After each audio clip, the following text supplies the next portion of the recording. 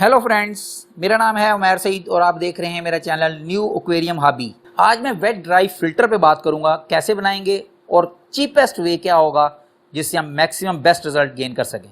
Filter बनाने के लिए मैं ये 2 बॉक्स लेके आया हूँ। ये साइज इसका जो है, जो मुझे स्पेस मेरे सम्प में अवेलेबल थी अकॉर्डिंगली मैं उसके हिसाब से लेके आया था। ये बिल्कुल यहाँ पे फिट आएगा। स्मॉल बॉक्स ले आएंगे 2। डाउन साइड से मैंने इसको ओपन कर दिया है।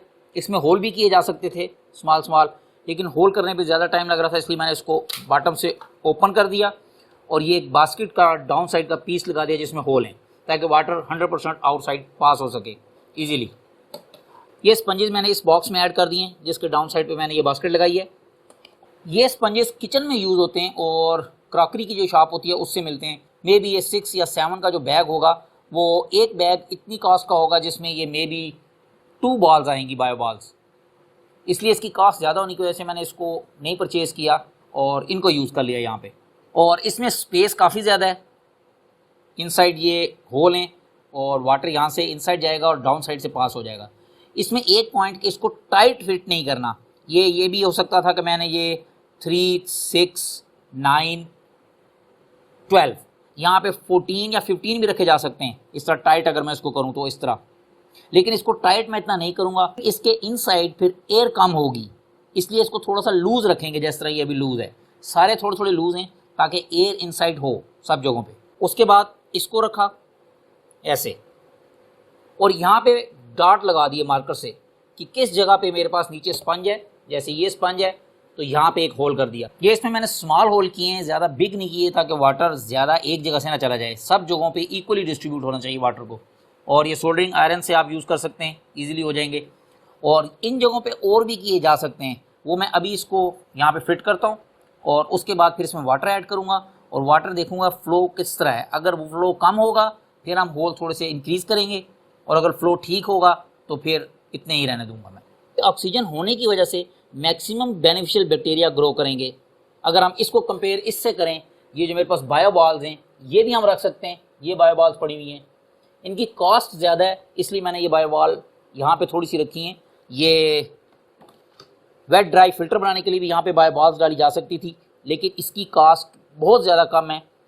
एक बायो बॉल में ये मे बी 5 आ जाएंगे, इतनी कॉस्ट का डिफरेंस है। इसलिए ये भी रखा जा सकता है और बायो बॉल्स भी रखी जा सकती हैं, तो मैंने इसको यूज़ किया। अब बायो बॉल्स 100% डिप रहती हैं वाटर के अंदर, स्मर्ज जिसको हम कहते हैं। वाटर का लेवल यहाँ पे है, बायो बॉल्स यहाँ पे हैं, तो ऑक्सीजन का लेवल थोड़ा सा कम होगा एज़ कम्पेयर टू दिस। इसलिए सबसे ज़्यादा एफिशिएंसी इस फिल्टर की होगी। K1 या K5 मूविंग बेड जो होता है, इसकी एफिशिएंसी सबसे ज़्यादा है, क्योंकि ये ऑक्सीजन से भी डायरेक्ट कनेक्शन में है और ये मटेरियल मूव होने की वजह से इसके ऊपर वेस्ट भी स्टक नहीं हो रहा। ये 100% क्लियर नज़र आ रहा है क्योंकि मूवमेंट की वजह से वेस्ट इसमें स्टक नहीं हो रहा। और सेकंड नंबर पे ये आता है वेट ड्राई फिल्टर, क्योंकि इसमें भी हमारे पास ऑक्सीजन मैक्सिमम होती है।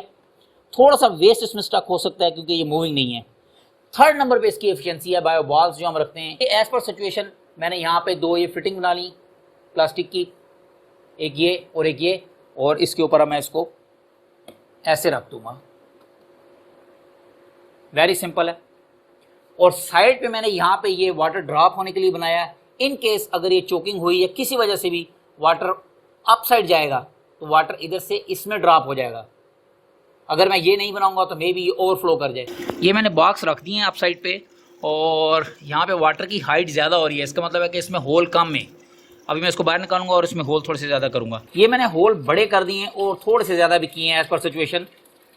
ये सोल्डरिंग आयरन से बहुत ईजी हो गए। और अब अगर हम इसको डायरेक्ट रखें यहाँ पे, ये मैंने स्पंजेस को साइड पे कर लिया और ये वाटर आ रहा है रिटर्न।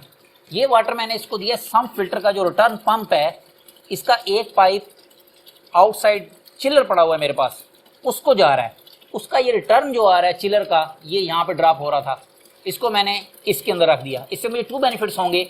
एक तो ये वाटर क्लीन है बिल्कुल, क्योंकि वेस्ट यहाँ पे रुक चुका है, फुल क्रिस्टल क्लियर वाटर है, वेस्ट नहीं होगा। और सेकंड, इसके ऊपर ड्रॉप होने से ये जिस तरह में K1 मीडिया या K5 मीडिया में मूवमेंट में बहुत ज़्यादा इंप्रूवमेंट नज़र आ रही है, वो इसी वजह से, क्योंकि वाटर इसके ऊपर भी ड्रॉप होगा तो इसको सपोर्ट मिलेगी। ये डाउन साइड से भी रोटेशन में रहेगा और अप साइड से भी इसके ऊपर वाटर के ड्रॉप होने की वजह से ऑक्सीजन भी मैक्सिमम ऐड होगी और इनकी मूवमेंट भी ज़्यादा रहेगी। अब अगर हम इसको यहाँ पे रखें स्पंजेस के बगैर ही, इसको रख के देख लेते हैं क्विकली।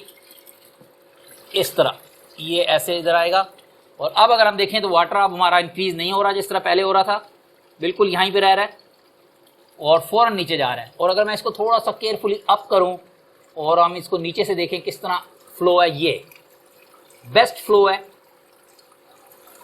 इस साइड से।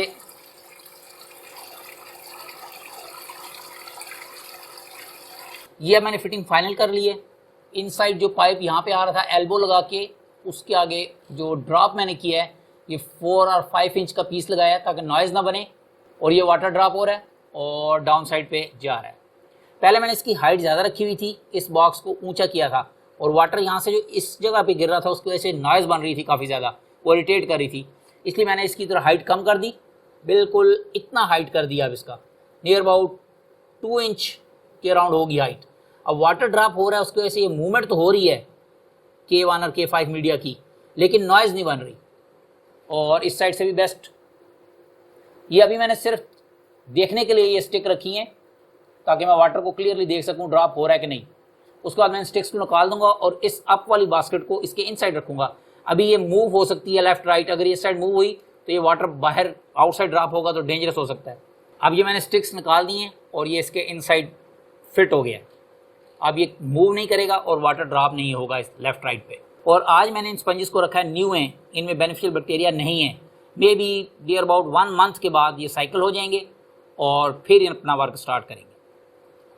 आई होप ये वीडियो किसी दोस्त की हेल्प करेगी। स्टिल अगर कोई मैंने मिस्टेक की हो तो काइंडली मुझे कमेंट्स में ज़रूर बताएं ताकि मैं उसको करेक्ट कर सकूं। Thanks for watching, take care, bye bye.